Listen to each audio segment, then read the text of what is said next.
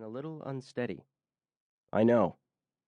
He was already sliding over the edge of the wide bed, his feet meeting the first step of the dais which supported it above the floor of the chamber, his hands reaching for the garments left on the chair beyond. Somewhere, either in the pile of the South Keep or near thereto, was trouble. His mind was already busy with the possibilities. A raid by sea from Karsten? He was certain no party from the duchy could have won through the mountains, not when all that country was patrolled by the falconers of the heights and his own borderer companies. Or was it some slash-and-go attempt on the part of Alazan, operating by sea? Their sullen unrest had been apparent for months, or... Simon's hands did not slack speed in pulling on boots or fastening belt, though his breath came a little faster as he thought on the third and worst possibility. The chance that Kolder was not crushed, that the evil, alien to this world in the same way he was alien, stirred again, moved, lapped closer to them. In the months since that ruthless enemy had struck and been repulsed, since the Kolder stronghold on the island of Gorm had been taken and cleansed, and their supported rising in Karsten failed, they had gone. Nothing stirred from their dark hold of Wiley, though none of the Estcarp forces could break through the barrier which locked that cluster of towers from approach by sea or land. Simon, for one, did not believe that the defeat in Gorm had finished the Kolder threat.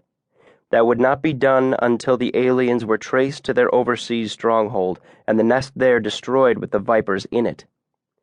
Such a move could not be made as yet, not while Karsten smoldered to the south, or Alazan remained a battle hound hardly in check in the north. He was listening now, not only with the sense he could not have named, which had warned him out of sleep, but with his ears for the warning tocsin on the tower above. The borderers who manned this keep were not to be taken unawares. Surely by now the alarm should be booming, vibrating through the stone of the walls. "Simon!" The summons was so sharp and imperative that he swung around, weapon once again in his hand.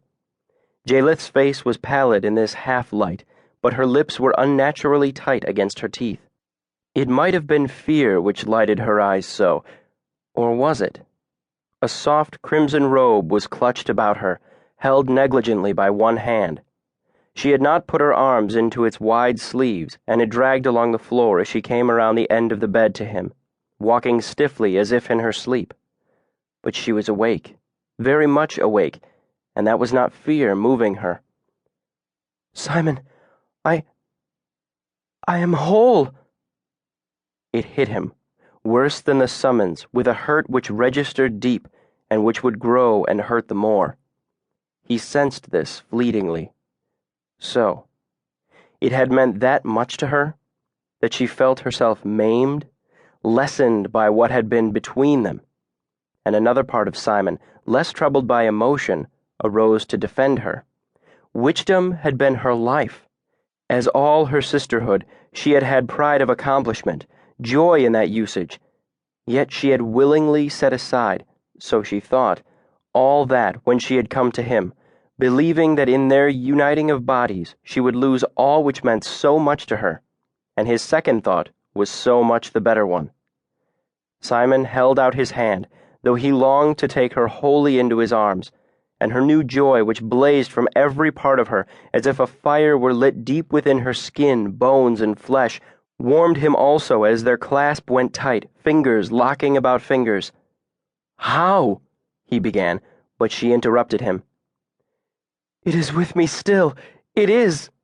Oh, Simon, I am not only woman, but also witch." Her other hand dropped its hold on her robe so that the folds collapsed on the floor about her feet. Her fingers went to her breast, seeking what she no longer wore, the witch jewel she had surrendered at her wedding. A little of that bright look faded as she realized she no longer possessed that tool through which the energy which filled her now could work.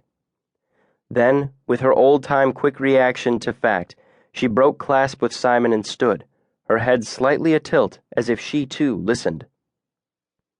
"The alarm is not sounded." Simon stooped to gather up the robe and wrap her in it. Jalith nodded. "I do not think this is an attack, but there is trouble."